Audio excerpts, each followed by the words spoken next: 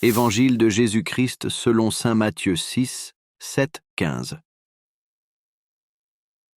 En ce temps-là, Jésus disait à ses disciples : Quand tu fais l'aumône, ne sonne pas de la trompette devant toi comme le font les hypocrites dans les synagogues et dans les rues, afin d'être glorifiés par les hommes. Je vous le dis en vérité, ils reçoivent leur récompense. Lorsque vous priez, ne soyez pas comme les hypocrites qui aiment à prier debout dans les synagogues et au coin des rues pour être vus des hommes. Je vous le dis en vérité, ils reçoivent leur récompense. Mais quand tu pries, entre dans ta chambre et ferme ta porte et prie ton Père qui est là dans le lieu secret. Et ton Père qui voit dans le secret te le rendra ouvertement. En priant, ne multipliez pas de vaines paroles comme les païens qui s'imaginent qu'à force de paroles ils seront exaucés. Ne leur ressemblez pas, car votre Père sait de quoi vous avez besoin avant que vous le lui demandiez. Voici donc comment vous devez prier.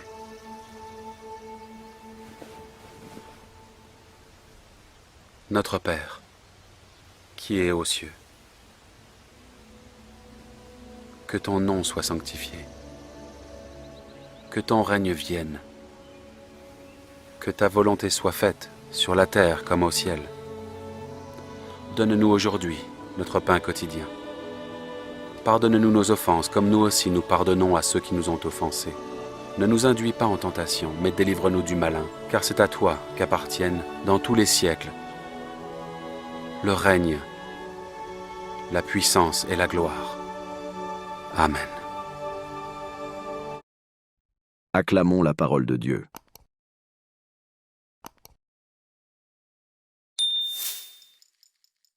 Le mercredi des Cendres, le jour de l'entrée en carême, le Seigneur nous invitait à 3 attitudes pour nourrir notre être et notre foi: le partage, la prière et le jeûne. Nous nous souvenons de cette parole. Quand tu pries, retire-toi dans ta pièce la plus retirée. Ferme la porte et prie ton Père qui est présent dans le secret.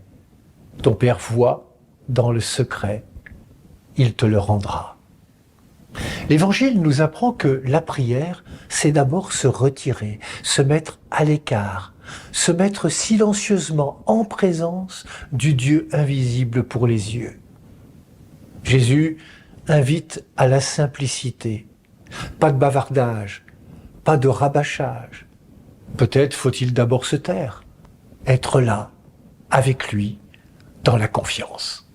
Croire que notre Père sait ce dont nous avons besoin avant même que nous lui ayons demandé. Le curé d'Ars s'invitait à fermer les yeux et à ouvrir son cœur. Il y avait un homme qui, dans son village, ne passait jamais devant l'église sans y entrer. Le matin, quand il allait au travail, et le soir, quand il revenait, il laissait à la porte sa pelle et sa pioche, et il restait longtemps en adoration devant le Saint-Sacrement. On lui demandait : « Mais que faites-vous à rester si longtemps ? Et que dites-vous à notre Seigneur ?» Savez-vous ce qu'il a répondu ? « Monsieur le curé, je ne lui dis rien.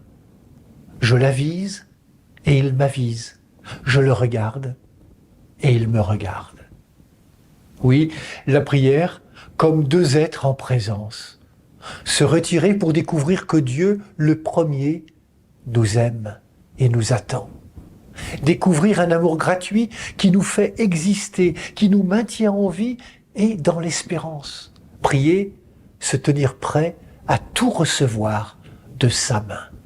C'est là qu'il nous montre son Fils. Il nous montre celui qui incarne le chemin de l'amour véritable, celui qui nous fait entrer dans le mystère d'amour qu'est Dieu.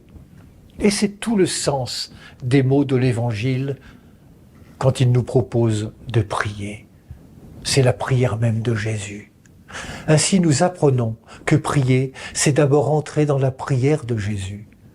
Ce n'est plus nous qui prions, mais le Fils qui prie en nous. Priez pour entrer dans la communion d'amour du Père, du Fils et du Saint-Esprit, en communion avec Dieu, capable de pardon, de guérison et de vie. Ne nous privons pas d'un tel rendez-vous où tout devient possible.